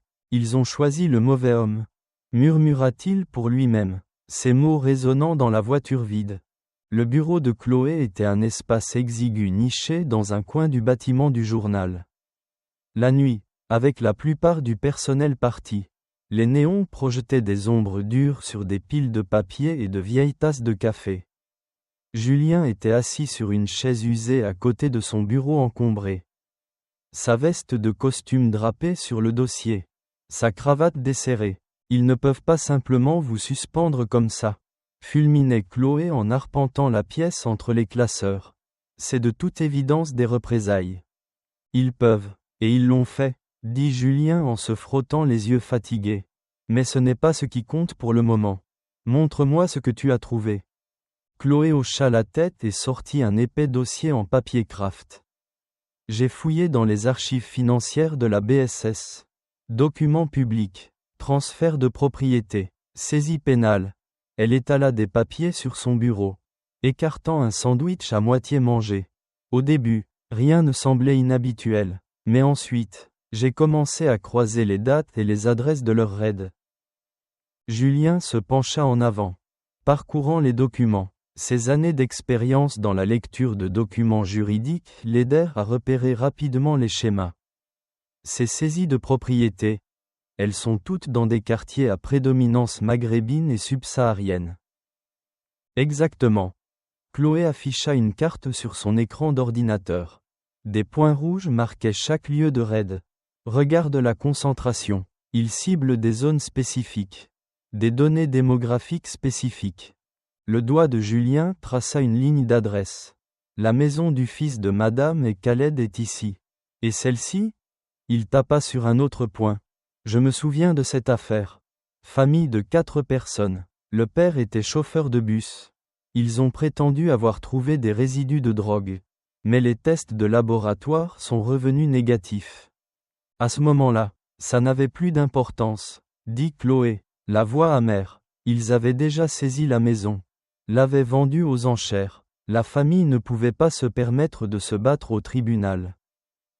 Julien rapprocha un autre document, plissant les yeux pour lire les petits caractères. Qui est cette société? Partenaire Rénovation Urbaine SARL. Les yeux de Chloé s'illuminèrent. Elle tapa rapidement sur son clavier, affichant les documents d'enregistrement de la société. C'est là que ça devient intéressant. Partenaire Rénovation Urbaine a été créé il y a 3 ans, juste au moment où la BSS a intensifié ses opérations. Regarde qui est au conseil d'administration. Julien lut les noms, sa mâchoire se contractant. Jacques Morrison, commissaire de police à la retraite. Robert Leclerc, ancien conseiller municipal. Et, il fit une pause. La colère brillant dans ses yeux. Thomas Bradley, actuel chef du syndicat de police majoritaire. Le même syndicat de police qui mène la campagne de diffamation contre vous. Confirma Chloé. Elle sortit d'autres papiers, les étalant en une chronologie. Voici comment ça fonctionne. La BSS perquisitionne des maisons sur de faux mandats. Ils prétendent trouver de la drogue ou d'autres produits de contrebande. Mais les preuves semblent toujours disparaître avant les contestations judiciaires.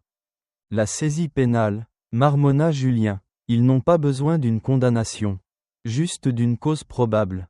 C'est ça. Les maisons sont saisies. Les familles sont expulsées. Partenaire Rénovation Urbaine achète les propriétés aux enchères. Bien en dessous du prix du marché.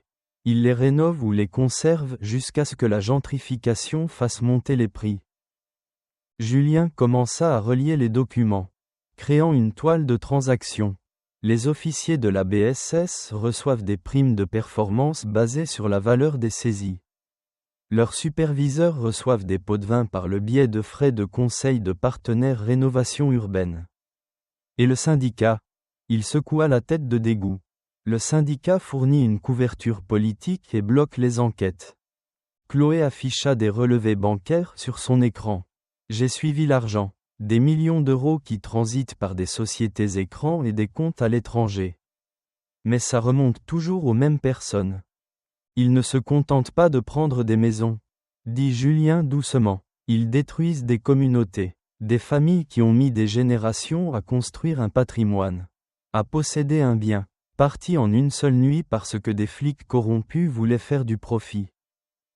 Et quand quelqu'un se défend, dit Chloé en désignant une pile de coupures de presse, ils utilisent leurs relations avec les médias pour détruire les réputations. Combien d'autres juges ont-ils intimidé? Combien de procureurs ont fermé les yeux?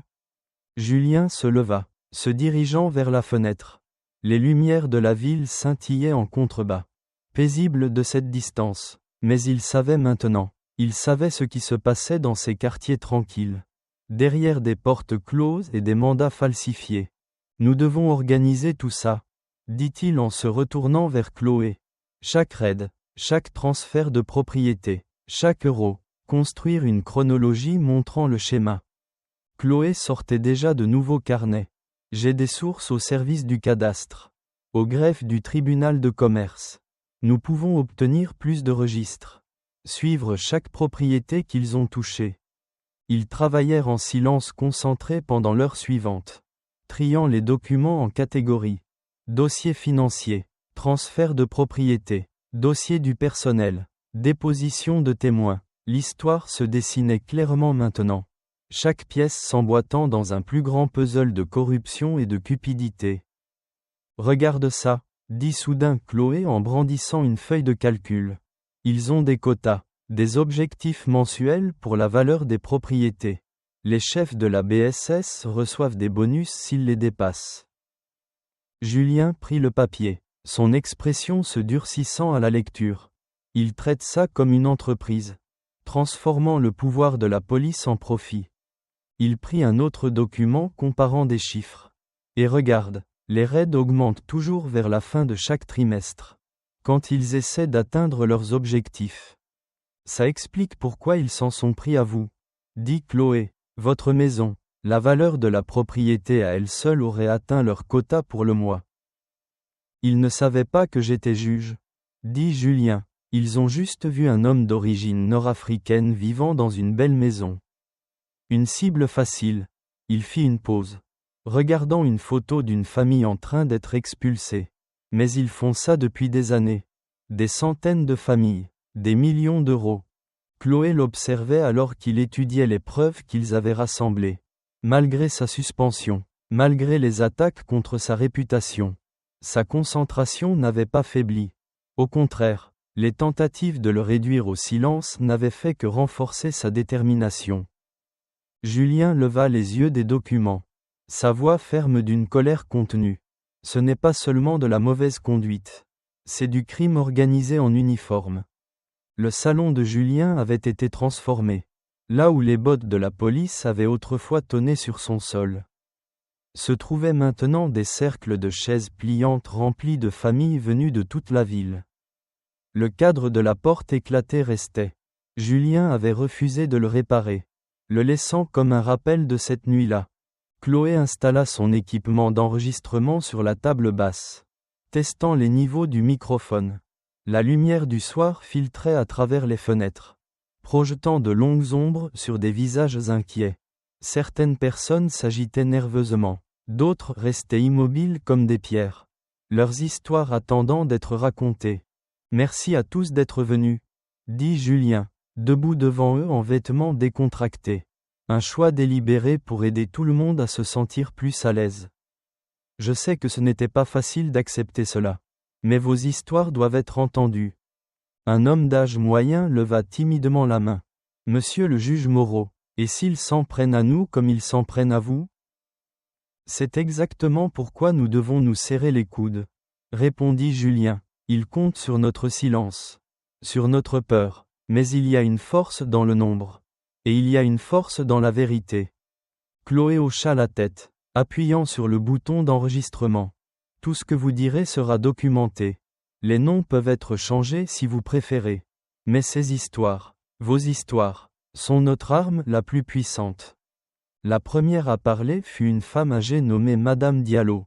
Ses mains tremblaient alors qu'elle décrivait comment les officiers avaient fait irruption dans sa maison de 40 ans à 3 heures du matin. Ils ont dit qu'ils avaient un tuyau sur de la drogue.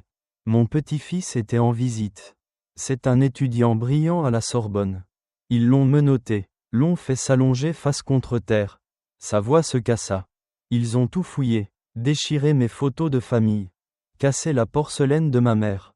Ils n'ont rien trouvé, bien sûr, mais ils ont quand même pris ma maison, disant que la présence de mon petit-fils en faisait une propriété liée à la drogue.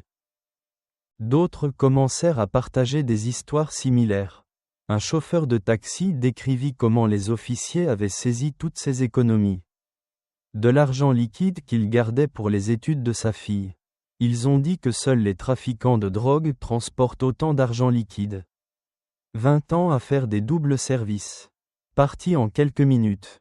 Un jeune père tenant son fils de 4 ans parla ensuite. Ils sont venus pendant le dîner. Mon garçon fait encore des cauchemars à cause des armes. Des cris. L'enfant enfouit son visage dans la chemise de son père. Nous avons tout perdu. Nous avons dû emménager chez ma sœur. Ils ont dit qu'ils avaient trouvé des résidus de drogue dans la cuisine. C'était du sucre glace de l'entreprise de pâtisserie de ma femme. Julien remarqua des schémas dans leurs histoires. Les mêmes noms d'officiers revenaient sans cesse. Les mêmes tactiques, les mêmes menaces de se taire. Chloé prenait des notes attentives, posant occasionnellement des questions de clarification sur les dates et les adresses. Une adolescente assise entre ses parents décrivit comment les officiers s'étaient moqués de l'accent de sa famille en saccageant leur maison. Ils n'arrêtaient pas de dire « Vous devez cacher quelque chose parce que vous êtes des immigrés. » Ils ont pris les bijoux de maman. Ils ont dit qu'ils avaient probablement été achetés avec l'argent de la drogue. C'étaient les bijoux de sa grand-mère d'Équateur. Vous ont-ils montré un mandat ? Demanda doucement Julien. Ils ont agité un papier, dit le père de la fille. Mais ils ne nous ont pas laissé le lire. Quand j'ai demandé à appeler notre avocat, ils ont dit que ça ne ferait qu'empirer les choses pour nous. D'autres histoires affluèrent. Une infirmière décrivit avoir perdu sa maison parce que son neveu, qui avait séjourné brièvement chez elle, avait une condamnation pour cannabis datant de plusieurs années. Une enseignante à la retraite montra des photos de sa chambre saccagée. De précieux héritages familiaux manquant après le raid. Un petit commerçant expliqua comment la BSS avait saisi son food truck, prétendant qu'il avait été acheté avec des fonds suspects. Julien écoutait attentivement chaque histoire, sa colère montant silencieusement, mais son extérieur restant calme et solidaire. Ce n'étaient pas seulement des cas ou des statistiques. C'étaient des vies déchirées par la cupidité, masquées en application de la loi. Une jeune mère nommée Sarah, tenant un bambin endormi, parla de la façon dont les raids avaient affecté tout son pâté de maison. C'est comme s'il descendait la rue. Chaque mois, une autre famille maghrébine ou noire disparaissait. Les maisons restaient vides. Puis, soudain, elles étaient rénovées et vendues à de nouvelles personnes. Des gens qui ne nous ressemblaient en rien. L'enregistreur de Chloé capta tout, les voix tremblantes, les sanglots réprimés, les moments de colère perçant à travers la peur. Elle savait que ces témoignages seraient des preuves puissantes, non seulement de crimes individuels, mais d'une agression systématique contre des communautés entières. Alors que la soirée touchait à sa fin, beaucoup restèrent pour parler entre eux, trouvant du réconfort dans des expériences partagées. Julien regarda les gens échanger leurs numéros de téléphone, offrir leur soutien, commencer à former les types de liens qui pourraient soutenir un long combat pour la justice. Sarah, la jeune mère qui avait parlé de son pâté de maison, s'approcha de Julien en dernier. Son enfant endormi s'était réveillé et s'accrochait à son cou, regardant Julien avec des yeux curieux. « Monsieur le juge Moreau, » dit-elle doucement en lui prenant la main. « J'avais si peur de venir ce soir. Peur qu'il le découvre, qu'il nous cible à nouveau. » Elle serra sa main. « Mais en voyant comment vous vous battez même après ce qu'ils ont fait à votre carrière. » Ses yeux s'emplirent de larmes. « Vous nous donnez de l'espoir. Si vous pouvez leur tenir tête, nous le pouvons aussi. » Julien sentit sa détermination se renforcer en regardant Sarah et son enfant. Toutes les familles partageant leur douleur et leur courage dans son salon. La BSS avait essayé de le briser avec des menaces et des campagnes de diffamation. Mais il lui avait donné quelque chose de bien plus puissant que la peur. Il lui avait donné une cause pour laquelle il valait la peine de se battre. Et une communauté prête à se tenir à ses côtés. Les salles en marbre de l'Assemblée nationale résonnaient de pas alors que Julien Moreau se dirigeait vers la salle de la commission. Sa mallette de preuves lourde du poids de centaines de vies brisées. Chloé Dubois se mit à ses côtés, son badge de presse se balançant à chaque pas. « Vous êtes prêt pour ça ? » demanda-t-elle doucement. Julien ajusta sa cravate. « Je suis prêt depuis la nuit où ils ont défoncé ma porte. » La salle de la commission bourdonnait de tension. Des rangées de bancs en bois poli étaient remplies de journalistes, de militants et de familles venues de tout le pays.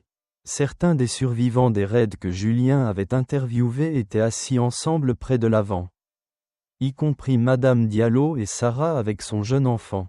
Leur présence renforçait sa détermination. À la table surélevée de la commission, 7 députés s'installèrent dans leurs fauteuils, manipulant des papiers et ajustant les microphones. Julien reconnut la députée Hélène Bernard, connue pour son plaidoyer acharné contre la corruption policière. Assise à la place centrale, Chloé serra le bras de Julien avant de trouver sa place dans la section presse. Elle sortit son enregistreur, déterminée à capturer chaque mot de ce qui allait se dérouler. Julien se dirigea vers la table des témoins, posant sa main sur une copie de la Constitution. Après avoir prêté serment, il s'assit et ajusta son microphone. La salle se tut. Monsieur le juge Moreau, commença la députée Bernard, vous êtes ici aujourd'hui pour présenter des preuves concernant des violations systématiques présumées des droits civiques par la brigade spéciale du ministère de l'Intérieur. Veuillez procéder. La voix de Julien porta clairement à travers la chambre. Merci, Madame la Présidente. Il y a 3 mois, des officiers armés ont défoncé ma porte au milieu de la nuit, prétendant avoir un mandat pour une perquisition de drogue. Ils ne savaient pas qu'ils perquisitionnaient le domicile d'un magistrat. Mais plus important encore, ils ne savaient pas que j'avais des caméras de sécurité. Il fit un signe de tête à un membre du personnel qui projeta la vidéo du raid sur de grands écrans autour de la pièce. L'entrée violente, les officiers criant, le moment où ils repérèrent sa robe de magistrat. Tout se déroula avec des détails saisissants. Plusieurs députés se penchèrent en avant, fronçant les sourcils. Ce n'était pas un incident isolé, continua Julien, en travaillant avec la journaliste d'investigation Chloé Dubois. Nous avons découvert des preuves d'un système coordonné ciblant les propriétaires issus de minorités à travers la région. Il ouvrit sa mallette, sortant des piles de documents. Ce sont des demandes de mandat falsifiées, toutes suivant le même modèle. Ce sont des registres financiers montrant que les propriétés saisies lors de ces raids sont rapidement revendues avec des profits massifs. Et ceci, il souleva un épais dossier. Ce sont les témoignages de familles dont les vies ont été détruites. La voix de Julien resta stable alors qu'il lisait la déclaration de Sarah. Ils ont pris tout ce que nous avions mis des années à construire. Notre maison, nos économies, notre dignité, tout cela basé sur des mensonges. La députée Bernard étudia un document. Monsieur le juge Moreau, ces demandes de mandat semblent présenter des irrégularités. Pouvez-vous développer ? La BSS a utilisé à plusieurs reprises un seul informateur confidentiel comme justification pour des dizaines de raids. Un informateur qui, notre enquête le révèle, n'existe pas. Ils ont fabriqué des preuves pour cibler des maisons spécifiques. Des maisons qui ont ensuite été saisies et vendues par un réseau de sociétés écrans. Un murmure parcourut l'auditoire. Julien produisit d'autres papiers. Ces documents montrent le flux d'argent des propriétés saisies à travers divers comptes. Mais le plus troublant est de savoir où ces profits ont finalement abouti. Il fit glisser plusieurs rapports financiers sur la table. Des relevés de comptes montrant des paiements réguliers à des sociétés écrans appartenant au commissaire principal de la police. Alain Durand, et au maire, Charles Martin, ils n'étaient pas seulement au courant de ce programme. Ils en profitaient directement. Des halètements résonnèrent dans la chambre. Plusieurs députés se penchèrent les uns vers les autres, chuchotant avec urgence. Dans le public, Chloé serra plus fort son enregistreur. Les yeux grands ouverts. Les preuves sont claires, dit Julien. Cette brigade opérait comme une entreprise criminelle organisée, utilisant le pouvoir de la police pour voler des maisons et des richesses aux communautés minoritaires. Ils ont ciblé des gens qu'ils pensaient ne pas pouvoir ou ne pas vouloir se battre. Il désigna les familles dans l'auditoire. Mais ces citoyens se battent. Ils sont ici aujourd'hui parce qu'ils ont refusé d'être les victimes silencieuses d'un vol sanctionné par l'État. La députée Bernard brandit un des documents. Le visage sévère. Ces signatures. Vous êtes certain qu'elles proviennent du commissaire Durand et du maire Martin ? Oui, Madame la Présidente. Ils ont personnellement approuvé chaque raid et chaque saisie de propriété. Les dates et les montants correspondent directement à des dépôts suspects sur leurs comptes cachés. Un autre député, un ancien procureur, se pencha dans son micro. Monsieur le juge Moreau, sur la base de ces documents, nous envisageons des accusations potentielles de crimes en bande organisée, de complot, de fraude, de violation des droits civiques, de multiples crimes fédéraux. C'est exact, monsieur le député, ce n'était pas un zèle excessif de la police. C'était une entreprise criminelle opérant sous le couvert de la loi. Julien produisit un dernier document. Cette note de service interne montre que le commissaire Durand a explicitement ordonné aux officiers de cibler des propriétés à faible risque et à haute valeur. C'est-à-dire des maisons appartenant à des familles de minorités qui manquaient de ressources pour se défendre. La brigade appelait cela l'opération « coup de balai ». La chambre éclata en murmures de colère. La députée Bernard leva la main pour demander le silence. Son expression féroce. « Monsieur le juge Moreau, je tiens à vous remercier pour votre courage en présentant ces preuves. Surtout compte tenu des représailles que vous avez subies. » Elle se tourna pour s'adresser à toute la salle. Sa voix résonnant d'autorité. Sur la base de ce témoignage et de ces documents, j'appelle à des poursuites pénales immédiates contre toutes les parties impliquées. Le commissaire Durand, le maire Martin, et chaque officier qui a participé à ces raids illégaux feront face à la justice. Les journaux télévisés du soir retentissaient sur toutes les chaînes de la ville. Julien regardait depuis son salon des images d'hélicoptères montrant des agents de l'IGPN menant des officiers menottés hors du commissariat central. Le bandeau défilant en bas indiquait « Scandale de corruption massif. Arrestation dans le cadre d'un système de raid policier suite au témoignage explosif du juge Julien Moreau. » Le présentateur annonça les autorités ont arrêté 12 officiers impliqués dans des raids illégaux ciblant les communautés minoritaires.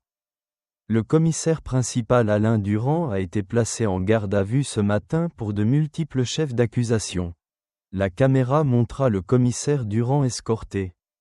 Menotté, son apparence soignée était maintenant débraillée. Ses yeux lançaient des regards nerveux alors que les journalistes criaient des questions.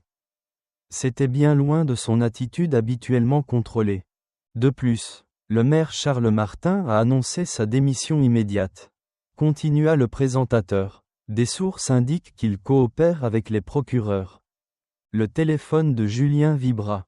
C'était Chloé. « Tu vois ça ?» demanda-t-elle avec excitation. « Chaque seconde, » répondit Julien, s'autorisant un petit sourire. Mais la chaîne 4. Il montre les manifestations devant la mairie. Il changea de chaîne. Des centaines de personnes remplissaient les rues. Beaucoup tenant des pancartes sur lesquelles on pouvait lire « Justice enfin » et « Merci ». Juge Moreau, parmi eux, il reconnut des visages des réunions communautaires. Madame Diallo menant un chant. Sarah tenant son enfant haut sur ses épaules. Les gens avaient besoin de cette victoire.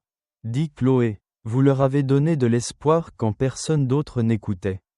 À l'écran, des agents sortaient de la mairie en transportant des boîtes de documents. Les bureaux de la BSS étaient perquisitionnés. Chaque dossier saisi comme preuve. L'autre ligne téléphonique de Julien sonna. Attends, Chloé, j'ai un autre appel. C'était Philippe Lambert. Son collègue magistrat. Julien, le Conseil supérieur de la magistrature vient de voter. Ta suspension est levée, avec effet immédiat. Il publie des excuses officielles pour la façon dont tu as été traité. Julien ferma les yeux, laissant échapper un long soupir. Merci, Philippe. Non, merci à toi, ce que tu as exposé. C'est plus grand que notre seule ville. D'autres juridictions lancent déjà des enquêtes sur leur brigade. Tu as commencé quelque chose d'important. Après avoir raccroché, Julien se tint devant la porte d'entrée réparée de sa maison. Se souvenant de cette nuit violente qui avait tout déclenché. Le bois éclaté avait disparu, remplacé par du chêne massif. Mais le souvenir restait, ainsi que la leçon qu'il avait enseignée sur la fermeté face à l'injustice. Le lendemain matin, Julien se gara à sa place habituelle au palais de justice. En se dirigeant vers l'entrée, il remarqua quelque chose de différent. Des gens se rassemblaient, personnel du tribunal, avocats, membres de la communauté. Ils bordaient les marches, créant un chemin. Madame et Khaled étaient là avec son fils. Sarah se tenait à proximité avec d'autres survivants des raids. Chloé attendait en haut des marches. Un appareil photo à la main. Mais sans filmer, juste présente en tant qu'amie. Julien monta lentement les marches, saluant de la tête des visages familiers. À l'intérieur, d'autres personnes remplissaient les couloirs du palais. Ils parlaient à voix basse. échangeant des sourires et des signes de tête respectueux à son passage. Dans son bureau, Julien trouva sa robe de magistrat qui l'attendait. La même qui avait arrêté les pilleurs dans leur élan cette nuit-là. Il passa ses doigts sur le tissu, sentant son poids et sa signification. Un greffier frappa doucement. « Monsieur le juge, votre salle d'audience est prête. » Julien drapa la robe sur ses épaules. Ajustant le rabat blanc, dans le miroir, il ne se vit pas seulement lui-même, mais tout ce que la robe représentait. La loi, la justice, la confiance de la communauté. La voix de l'huissier traversa la porte. « La cour, veuillez vous lever, l'honorable juge Julien Moreau préside. » Julien entra dans sa salle d'audience d'un pas mesuré. La galerie était bondée de membres de la communauté. Beaucoup debout car tous les sièges étaient pris. Alors qu'il se dirigeait vers le siège du juge, des applaudissements spontanés éclatèrent. Ils roulèrent à travers la salle d'audience comme un tonnerre. Il leva la main, attendant le silence. Les applaudissements s'estompèrent lentement, mais l'énergie restait, l'espoir et la justification remplissant l'air comme de l'électricité. Sarah était assise au premier rang. Son enfant portant maintenant un t-shirt sur lequel on pouvait lire « Futur juge ». Madame Diallo essuyait ses larmes avec un mouchoir. Même certains des avocats, habituellement stoïques, semblaient émus par le moment. Julien prit place, examinant la salle d'audience comble. Voici la loi, comme elle devrait être. Non pas une arme pour opprimer, mais un bouclier pour protéger, non pas un outil de profit, mais un instrument de justice. Veuillez vous asseoir, dit-il, sa voix claire et forte. La salle se calma. Julien prit son marteau, son poids familier le rassurant dans sa main. Il jeta un coup d'œil au rôle du jour. Prêt à commencer, le soleil du matin filtrait à travers les hautes fenêtres, projetant une lumière chaude sur le sceau judiciaire derrière lui. À ce moment, Julien sentit le cercle complet de son voyage. D'un homme défendant sa maison à un symbole de la justice restaurée. Mais plus important encore, il vit dans les visages devant lui une communauté qui avait trouvé sa voie. Des gens qui ne resteraient plus silencieux face à la corruption. Des citoyens qui avaient appris que la justice, bien que parfois retardée, ne pouvait être niée lorsque les gens se serraient les coudes. L'huissier appela la première affaire. Julien se pencha en avant, prêt à faire ce qu'il avait toujours fait, faire respecter la loi avec sagesse et équité. Seulement maintenant, sa robe portait une signification encore plus profonde. Ce n'était plus seulement un symbole d'autorité judiciaire, mais un rappel que la justice pouvait prévaloir même dans les moments les plus sombres. La galerie regardait avec un respect silencieux alors que Julien commençait les débats de la journée. Sa voix stable et sûre, portant le poids de la vérité enfin mise en lumière. Le soir tombait doucement sur la rue de banlieue de Julien. À travers sa nouvelle porte d'entrée, des lumières chaudes de lampes se déversaient sur le porche où des voisins se rassemblaient. Leur voix un doux murmure de conversation. À l'intérieur de son salon, Julien était assis dans son fauteuil préféré, regardant Chloé disposer des chaises en un cercle lâche avec l'aide de Madame Diallo et de plusieurs autres membres de la communauté. La pièce avait été transformée depuis cette nuit violente. De la peinture fraîche couvrait les murs où les bottes des pilleurs avaient laissé des traces. Le cadre de la porte éclatée était remplacé par du chêne massif. Mais une chose restait inchangée. Sa robe de magistrat était toujours suspendue à sa place d'honneur. Sa présence portait maintenant une signification encore plus profonde. « Je n'arrive toujours pas à croire à quel point les choses ont changé, » dit Sarah en s'installant sur le canapé avec son jeune fils à côté d'elle. Le garçon serrait un petit marteau en jouet que Julien lui avait donné. Un clin d'œil ludique à son t-shirt, « Futur juge ». Madame et Khaled hocha la tête, les yeux brillants. Il y a 6 mois, nous avions tous peur ne serait-ce que de parler de ce qui se passait. Maintenant, regardez-nous. Julien sourit, remarquant avec quelle naturalité ses voisins remplissaient sa maison. Ce qui avait commencé comme une violation avait d'une manière ou d'une autre construit quelque chose de plus fort. Une communauté unie contre l'injustice. Chloé posa son carnet de journaliste. Pour une fois ne travaillant pas. mais simplement présente en tant qu'amie. Les derniers chiffres sont tombés. Dit-elle. 28 familles ont déjà récupéré leur maison. Le fonds de dédommagement augmente. Et 3 autres villes ont lancé des enquêtes sur leur brigade. Ce qui s'est passé ici se propage, ajouta M. Dufour, un enseignant à la retraite qui avait perdu sa voiture à cause d'une saisie frauduleuse. À travers la fenêtre, Julien pouvait voir d'autres personnes arriver, se rassemblant sur sa pelouse avec des bougies. Les veillées informelles étaient devenues une tradition hebdomadaire. Une déclaration silencieuse que la communauté ne serait plus jamais réduite au silence.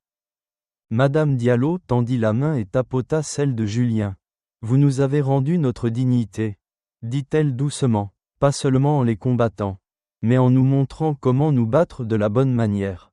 « Je n'ai fait que ce que la loi exigeait, » répondit Julien, sa réponse modeste habituelle. « Non, » intervint fermement Chloé, « vous avez fait ce que la justice exigeait. Il y a une différence. » La pièce bourdonna de murmures d'approbation. Sur la table basse, des journaux montraient les retombées continues.